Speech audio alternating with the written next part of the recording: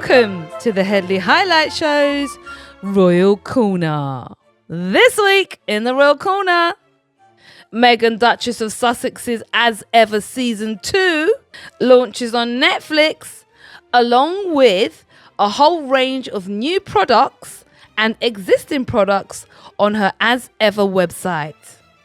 Harry, Duke of Sussex, will be coming to the UK in November for the WellChild Awards, showing that he is a true patron and not a paper patron, unlike the green-eyed king, his brother, and his Doolittle wife. We also have Boo Boo Kitty Katie, the Doolittle Duchess, the Peroxide Princess, sharing new blonde trestles and a lighter shade of pale, proving that the last vestiges of work ethic were burnt out along with her roots and colouring. We also have a candid review of the Well's charitable endeavours. Basically, it's a scam and they're charity washing their nothingness. We also have the move to Forest Lodge causing outrage and discombobulation among the established sycophants. And in a timely fashion, we also have Sycophant of the Week. Also on the Headley Highlight Show's Royal Corner, we have Virginia Giuffre to publish her memoirs from the grave. All this and more on the Headley Highlight Show's Royal Corner. Now, before I start, darlings, it's a pleasure to be with you once again. Thank you for your company. I always like to begin with gratitude. It sets the tone for goodness to come. Ha! Isn't that right, Meghan, Duchess of Sussex? Yes, it is, darlings. So this week, I wish to thank everybody who has listened to my podcast this week, and also to those who have donated. Your donations are an absolute joy to read and see, but also they show me that my work has value, a monetary value, as well as a aesthetic, humour and entertainment value. Thank you for all those who have commented, liked and shared. And those who have subscribed. I am now at 1,901 subscribers. I am aiming to get to 2,000, darlings, and you'll be the first to know. Do jump all up in the comments, because one is partial not just to a donation, because I can then buy 3 wings and chips and a Miranda or potentially a Bitcoin, but also I absolutely love reading your comments. And it encourages me to do more, darling. I'm just here to serve. So without further ado, let's jump into all the juicy tidbits that we have for you this week. So my first story is As Ever launches Season 2, and there's a whole raft of new products. So With Love Season 2 dropped on the 26th of August, and you can see her new renewed lifestyle program, and it premieres on Netflix for those people who've been living under a rock for the best part of a year. Many of the guests include Michelin-starred chefs, and I think this particular series sees the Duchess more in a learning role from cooking experts than in a leading role in showing her cooking prowess. Not that she doesn't show her prowess, but the point is she's bringing in some really interesting people. So you have Saeem Norast, David Chang and Tan France, to name but a few of the individuals on Season 2. So, for example, in this series, we see the Duchess paired with Michelin-starred royal wedding chef Claire Smith, James Beard, award winner and former Times Magazine food columnist Saeem Norast, and the New York Times best-selling author and plant-based cookbook provider Rahidi Devlakia. I'm sorry if I've butchered that. We also see Jose Andres support the Duchess in making an exuberant paella. And these two contrast well because Meghan is reserved and Jose is far more exuberant. And I think this dynamic really works well on screen. In addition to the show drop, there were a selection of new products on her As Ever website. A new golden and fragrant marmalade has been added to the collection. The Duchess advises, and I'm more than happy to take advice on this matter, spoon the wonderful marmalade over warm scones, swirl it into yogurt, or enjoy it simply on toast. And I'm sure it tastes far better than anything produced by the Highgrove estate. And it's cheaper. There was also a restock of some of the much loved products, such as the herbal hibiscus tea, the herbal lemon and ginger tea, the herbal peppermint tea, the flour sprinkles are back, the crepe baking mix is back, and the shortbread cookie mix is also back. And I think this makes a perfect synergy because As Ever and its products are supported by the ecosystem of Netflix, which has I don't know how many billions of eyes watching.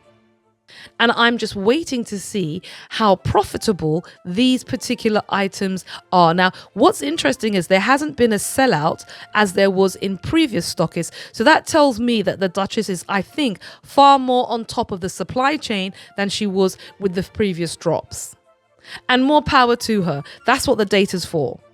So that's my first good news story about the couple. My second good news story about the couple is that Harry, the Duke of Sussex, is going to be coming to the UK in November for the WellChild Awards. Now, before I jump into this story, I just want to talk about the importance of not having paper patronage, PP.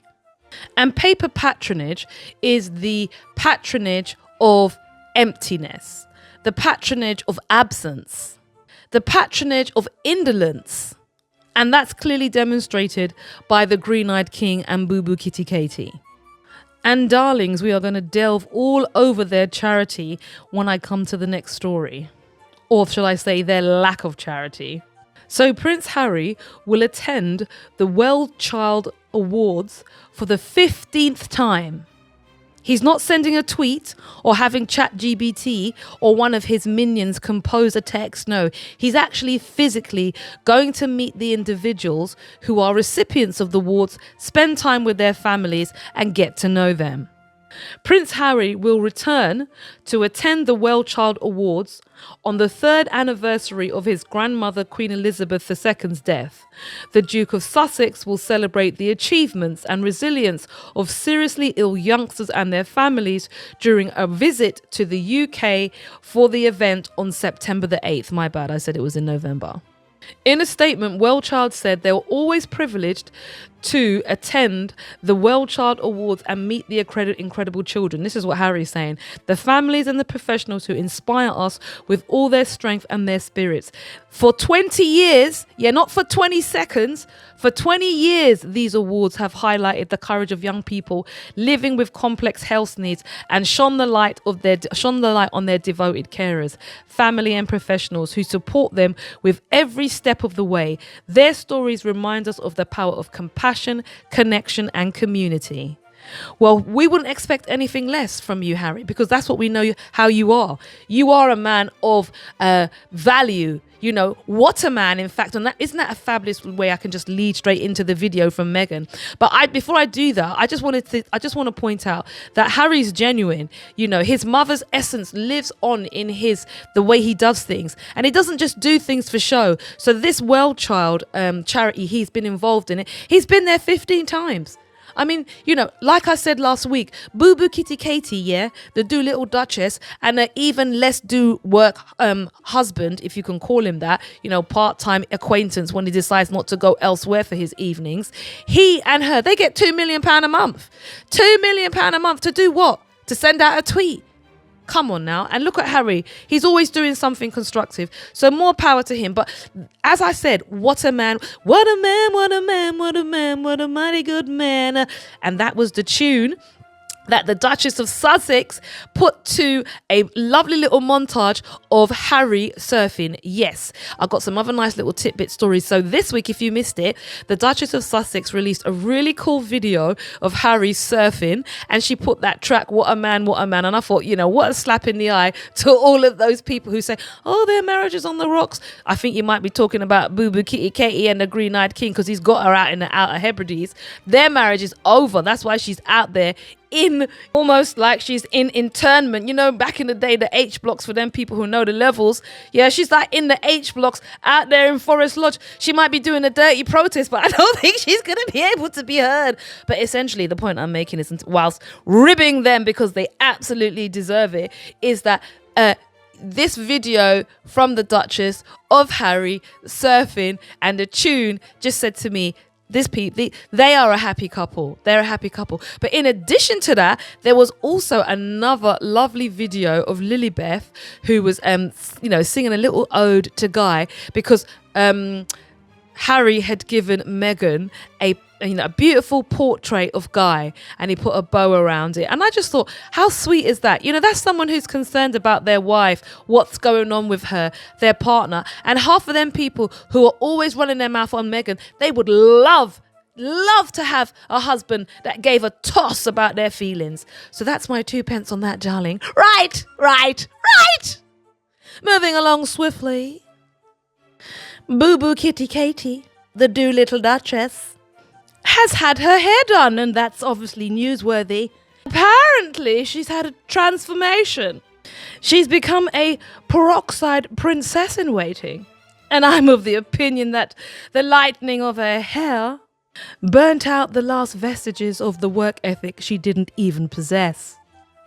And according to Sophie Williams from Cosmopolitan, who I think is going to be a contender for Sycophant of the Week, Kate Middleton debuts her brand new locks in a major hair transformation. Don't be rude, darling. Do invite Sophie to take a seat. Sophie Williams from Cosmopolitan magazine. Come in, darling, and take a seat. You are this week's contender for Sycophant of the Week. And don't put your grubby paws on any of the as ever marmalade. No toast for you. So Sophie Williams writes, Kate Middleton is now a blonde. So being a blonde has all of the Eurocentric beauty ideals, which I'm sure Sophie Williams wants us all to aspire to. The Princess of Wales, she writes, has debuted a brand new look, and it's her biggest transformation to date. Sophie is paying her council tax writing this drivel. Sophie fails to tell you that the paparazzi were taking pictures of the Doolittle Duchess and the entire family of grifters while they were on another holiday in Scotland at the public expense, where they flew in private jets and emitted goozles amounts of ions, and various chemicals we don't need in our lungs into the atmosphere. Sophie does admit that the photo isn't clear, which basically means it's been photoshopped heavily. But she's able to decipher that Kate has honey blonde locks, and they can be clearly spotted, as if anyone was interested in what was coming out of her follicles, or the colour of the trestles within her follicles. We all know she bought those at Pack. They're extensions. Sophie continues to entertain us alongside the new shade, who is known for her signature thick chestnut trestles, styled those in a loose mermaid wave. I told you she bought them at Pack. Mermaid waves, darling, to give you the idea that she is, gliding through life. She says that the 43-year-old debuted her new look on the way to church. Sophie continues to powder the face of mediocrity, and she continues, "This isn't the first time Kate has made a change to her appearance. Back in July, the princess stepped out at Wimbledon, noticeably with lighter locks, her roots looking sun-kissed with hints of a golden brown, wearing a royal V-neck dress and sporting an all-over tan." Well, you're going to get a tan if you spend 365 days of the year doing nothing, sunning your buns at the public expense. She looks positively glowing, like anyone would do on 2 million a month. I mean, think about it. What kind of radiant glow would you have if you got £2 million every month and all you had to do is literally just yawn, send a text, and then roll over? I'd be looking fabulous along with all of you, darlings. She then concludes, for her newest hairstyle, it's giving summer vibes, and we can't wait to see more glimpses of it. How about no, Sophie? For a start, half the world don't even have hair like that, unless, of course, like I said, they went to pack and they bought it, like most of the people I know who get their hair done. Sophie's article is a perfect example of the sycophantry that is required to write about and be employed as a royal correspondent or some sort of royal commentator. You absolutely have to have no critical thinking skills. You cannot put anything within the context of the historical information that's around about this family and how they got their wealth. And you daren't think about the inequity of the continued avarice and greed of the person that you're seeking to aggrandize. And for that, darling, you get Sycophant of the Week, Sophie. Well done. Well done. Be proud. Wear it with pride. Thank you, Sophie. Sophie Williams of Cosmopolitan magazine. You are this week's Sycophant of the Week. Well done, darling. Take a bow. And we look forward to not hearing anything you write about again, but I know it's highly unlikely.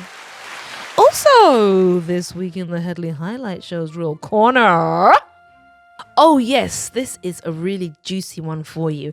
The actual overview of Boo Boo Kitty Katie's and her green-eyed husband's charitable endeavours. Darlings, it's an absolute vassal of an exercise. Empty with nothing but good quotes from ChatGPT. According to a Twitter user, Zandy Sussex, she said that she looked at the latest financials of the Doolittle Duchess and her Doolittle even less husband. And the foundation's a scam. It's had zero impact, and it has been set up as a self-promoting me activities under the guise of charity. According to the charity's own accounts, they raised £12 million. Don't forget they're earning $2 million a year, and only $1 million was given in grants. So what happened to all the other money? Less than $1.6 million has been spent on funding costs. And noted in the accounts, there is a section called Other Charitable Activities, and $9.9 million has been spent in that area. Now, let's ask ourselves, what exactly happened to that funding? Potentially creative accounting, one might conclude, would absolutely sound very good. Don't forget that the green-eyed king who doesn't want to do any work, wants the money and the lifestyle, and wants to work via tweets. He's in line for the money from the wind farm and the duchy. Yeah, so they're just raking it in, people. And I thought that was a particularly interesting story. In addition to that story, we also have this move to Forest Lodge, apparently causing some degree of discombobulation among established royal sycophant watchers. Yes, those detractors seem somewhat perturbed, darlings. The reason is because the property is in the Outer Hebrides. And the suggestion that the entire family wants to be deemed as normal, and they also want to be seen as individuals who are putting the needs of their family first, is currently the current media narrative which is being spun, so that you don't ask any questions as to why they are not doing anything, getting £2 million a month, not declaring how much tax they pay, and also getting preferential treatment on any legislation that comes forward. So in an article by a online publication called Page 6, Hugo Vickers, Who's he? However, he's quoted as a friend and writer of the royal family, probably a glorified mouthpiece. And he's saying what I believe that King Bitter and the chamois leather side salad queen are thinking. He's basically arguing that the move to Forest Lodge is going to create difficulties between the crown and the government because they meet weekly. And what are they going to do? Is the Prime Minister, Keir Starmer, I mean, presumably he'd be over from Kiev, so he'd be able to do some domestic business. Is he going to be able to travel to Forest Lodge to have his weekly meetings? Hugo informs us when the Queen was at Windsor, the then Prime Minister Theresa May, who was stepping down in July 2019, had to go back and forth to accept May's resignation and then greet the new PM. The King has to be somewhere convenient to the centre of government. This is the establishment telling them that you can't be a ChatGPT king. Basically, you just don't do jack all, you get 2 million every month. There are some duties that are required. This is the point of this article. He continues, the Prime Minister cannot, the King cannot expect ministers to come to Windsor, and I'm sure William and Catherine will have to use Buckingham Palace as their base. So the point is, everybody realizes that this family is pivoting towards not doing anything, no public appearances, living effectively like hermits somewhere on an estate, receiving huge sums of public money and basically not doing anything for it. And this is the establishment crying out in dissent about it. And I think this is hugely important, because this happened in the same week that we saw several articles about the potential Queen and her difficulties of public life. She's stepping back again. Oh, yes, she's stepping back. And right on cue, we have another contender, darlings, for Sycophant of the Week. Beth Shindelay. Beth Shindelay writing for Radar Online. And when you check their page on X, there is a Sussex bashing account. Do come in, Beth Shindelay from Radar and your ex bashing the Sussex account. You are another contender for Sycophant of the Week, darling. Come in, Beth Shindelay. Take a seat, darling. Don't touch any of the hors d'oeuvres, and there is no herbal tea for you. So Beth Shindelay writes, her opening salvo is, Kate Middleton struggling behind closed doors. Prince William's wife unofficially steps back from royal duties, not officially clearly, after rough return to royal life following her cancer battle. And she has this rather sad looking picture of the Duchess with her painted on eyebrows, looking somewhat pensive and puffy all at the same time. Beth tries to convince us that the Doolittle Duchess, who has had, I think, 5 holidays this year, is so racked with her return to public life that she now has to countenance a move away. And the rationale for that is going to be provided by Beth Shindelay from Radar Online. She writes, the royal family's annual summer break could have come fast enough for Kate, as the Princess of Wales is still suffering emotionally and physically in the aftermath of her cancer battle. So Beth is happy to peddle the lie, the propaganda, that the Doolittle Duchess had cancer. Because this cancer seems to be a cancer that defies logic and physics. It keeps coming and going, but it doesn't affect her holiday itinerary. Does it, Beth? No. 8 months after revealing the disease was in remission, Middleton, 43, put on a brave face in public to face her royal events while struggling at home with her family. This article is ridiculous beyond one's own comprehension, because their marriage is over. They are not a happy couple. They're living separately. And the reason that she's been moved into the isolation unit, like the NEETs, not in employment or training, they put you in a unit, basically. She's gone into the NEET unit. That's the whole point. So she won't be seen. She's only going to be wheeled out when appropriate. Beth continues to peddle her propaganda. 8 months after revealing the disease was in remission, Middleton put on a brave face, she said, but she was still struggling. Behind closed doors, she was emotionally tired, and she was more tired more easily.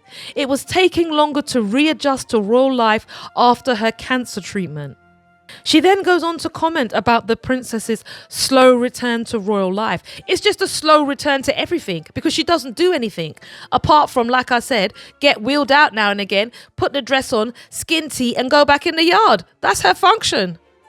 She then goes on to say the reason she didn't appear, this is the reason why she narrated the short video, her Mother Nature video. Not because she's lazy and she can't be bothered to do nothing. That wasn't even her voice. It was probably an AI voice interpreter.